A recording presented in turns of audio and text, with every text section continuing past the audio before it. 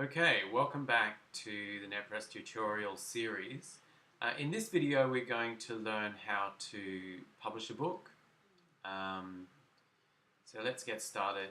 So up in the top right hand corner here you can just go down to the menu item publish a book from there, or you can, as you've logged in, you might grab the publish a book link here. There are many of them around, but wherever you are on the site, you can come up to the top right hand corner, hover over your icon, and this menu will present itself, and you can just hit publish a book, and it'll take you to this page here on your author dashboard, and you see here the products tab is highlighted, and you have your product fields available. So let's start. I'm just going to show you how to just go through it. It's really quite easy. So you put your product name in, and what I've done earlier is create a Word document with all the details that I wanted to publish. So I'm just going to copy and paste these things in so you don't bore you with me typing forever. And then the next field is, after title, is the product description. So this sits at the bottom of the page, so this is the full-blown stuff. So I would just select all of that there, which is kind of like my blurb, and paste it in there. You can check that you like the way it's spaced, add some spaces in there if you like, which I prefer to just separate a few things out like that. And you can see, you can even drag this window down to see what it looks like, and we'll just separate that out so that it is more readable. And now the short description is next to the image for the book, so we're just going to throw one in there that I prepared earlier. And same thing, we'll just check that everything looks good. I'm happy with that. Now, category. It's an ebook for children. And now if you want to look at all the ebook options, you just type in ebook, and then all the ebook options come up. So it's fiction, and just repeat the process for as many, it's action and adventure, as many categories you want to put it into. It's obviously not classic fiction or contemporary women's fiction, so it is fantasy fiction. And you can keep doing that. I'm not going to bore you with going through finding all of them, but what I will do is I'll find fiction ebooks for children, and we might just put it into young adult fiction as well. I'll come back and do this later. As you can see, there's a lot of categories to go through and choose from. If you know the category that you want, you can type that in as well. So a young adult fiction ebooks, I'm just going to put it into that one as well. So tags, you can enter a tag. So this is the Blue Fire Warrior series that I'm creating. So I might put in Blue Fire and then maybe Warrior. And there we go.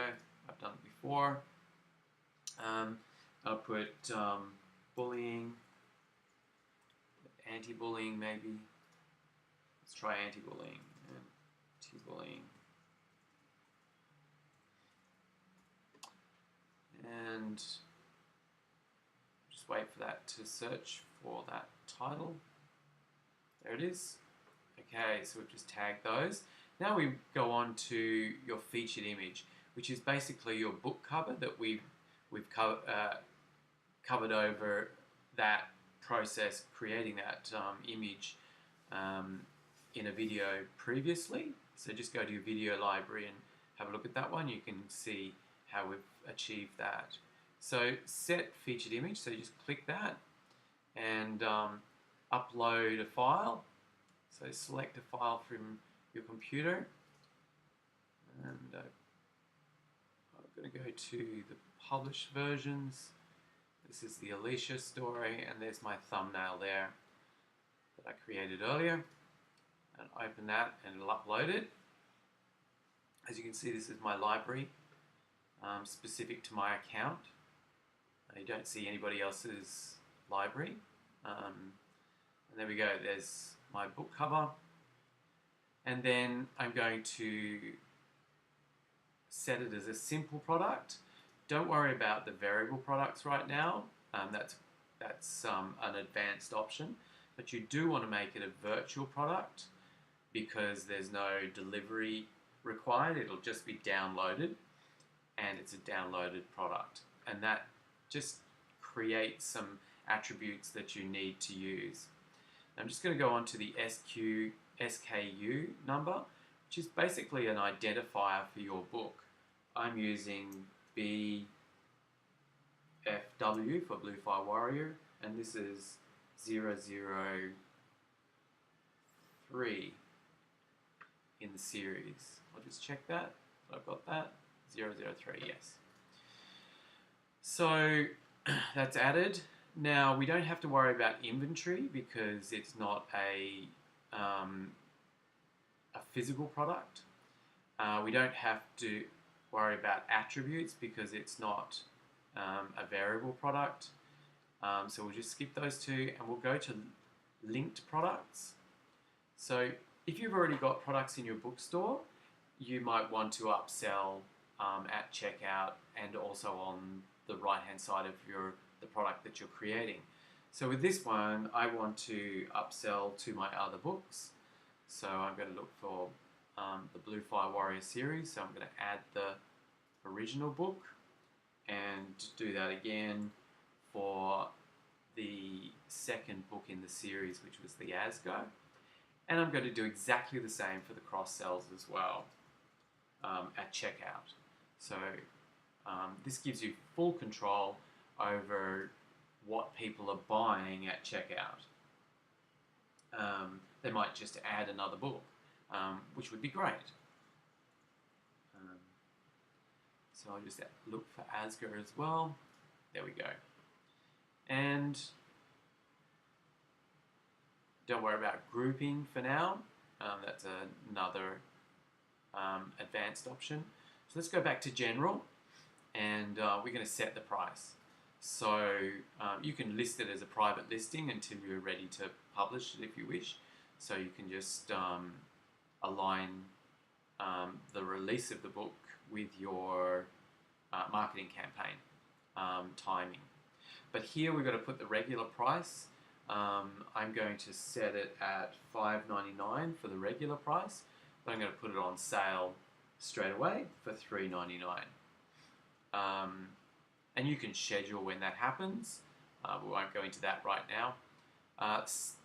Tax status is a global tax status, which will be 10% included, so just leave it at taxable. Everything will be taxable on the site. Tax class is standard, just leave it at that one. Now we want to add a file. So this is the file that people are going to download. So we're just going to give it a name, which will be Blue Fire Warriors Origins. And we'll make it in capitals, Alicia. Okay, so now we need to upload the file associated with that title. So we'll go to Uploads and select a file, which I prepared earlier. This is the PDF version. You can see the ISBN and everything is in the title, so it makes it searchable. So I open that up, and that will upload. If it's a larger file, it'll take a little bit longer, and it just depends on your internet connection as to how quickly it will upload. So there we go. It's uploaded up onto my media library, and I just insert the file URL. And down here we have the download limit. So you don't want to, if somebody buys it, you don't want them to download 1,000,000 copies and, you know, send it out to all their friends. So just limit this to 5 copies per sale. That makes it so if they lose their device or whatever, they can download it again at another point. And after they've downloaded it, it'll show that they've got 4 or 3 downloads left. You don't want the download to expire ever, so just leave it at never, but you can choose whatever you want there. So it's a standard product, and we just add it.